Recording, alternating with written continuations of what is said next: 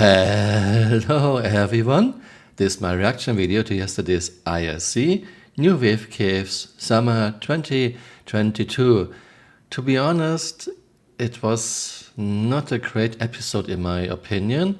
It was about caves and then about new player experience, which is important of course, but in the past there was much more interesting content. There were some hints about the upcoming cargo refactor and I'm looking very forward to this, especially how are we supposed to move our cargo. I am very curious with what ideas CRG comes up. Our goal for the last half year has been to figure out how to build additional cave archetypes. Not only trying to establish the visual, but also define a new workflow on how we can make better looking, better performing caves. Pause. It looks to me like everyone and their mother is now working on Squadron 42, not many left for the universe. Yes, new caves. I like caves like the guy next to me, but what about core features? What about missing basic mechanics? What about missing professions? Now, some people will say artists cannot code. Yes, but last time I checked, you can hire artists or coders if you give them money. So how about finishing the core features of this game in the next 2, max 3 years and then start to work on more eye candy? Just a suggestion, Chris. For the first release, there will be new sand caves on Staymire, which is like the prime candidate, being a very desert planet. But they will also be going on Magda, Ita, Wala, and Hurston itself. Also, we added a lot more natural light sources, so you will have much more cinematic experiences going through them. Objection! Come on, please. Natural light sources in a cave. Do you even realize how silly this sounds? Usually you don't have natural light sources in a cave. What you have is flashlights. Now I can go on Wish and buy a $10 LED flashlight, which is 100 times better than what we have in the game 900 years into the future. This all would be totally solved if you would give us a good flashlight and not this terrible flashlight we have since forever in the game.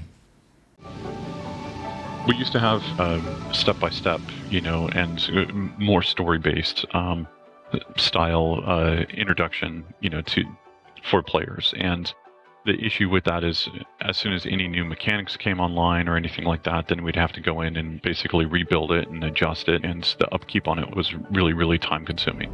Pause. I remember this tutorial and I played it. I think CRG got rid of it with 3.0. Yeah, good old times. With our new player experience aspect that we're working towards, it's really taking the player not only from basically the front end and having choices there so that the player can either opt in or opt out, but it's training them in their hab, it's training them to their first store, it's training them over to the spaceport, how to get out of the hangar, get into your ship, where do you need to click in the cockpit. Then from there, doing some very light missions to basically kind of get you up to speed with ship combat as well as FPS combat.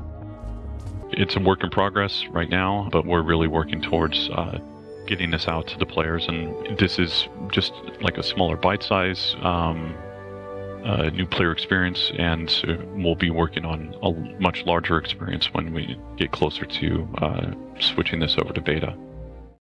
I think new player experience is very important. Star Citizen has a huge learning curve, so good to know that CRG is working on this. Todd Peppy also talked about beta. I don't expect beta in the next 5 years, but one day we might see a beta. Those are my thoughts about yesterday's IRC. I hope you found it interesting and see you next time. Bye. Auf Wiedersehen.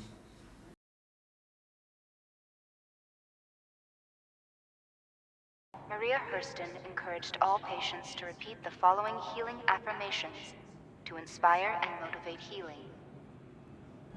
I will be grateful for the care given to me. I will focus on my positive energy rather than on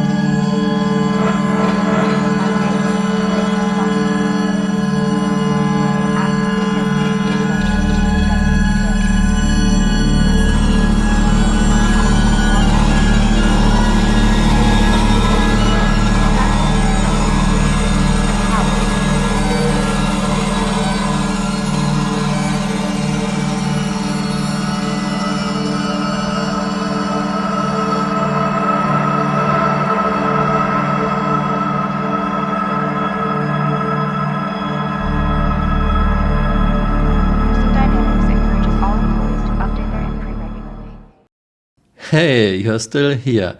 You might want to join me on Twitter. My Twitter account is Camural_SC.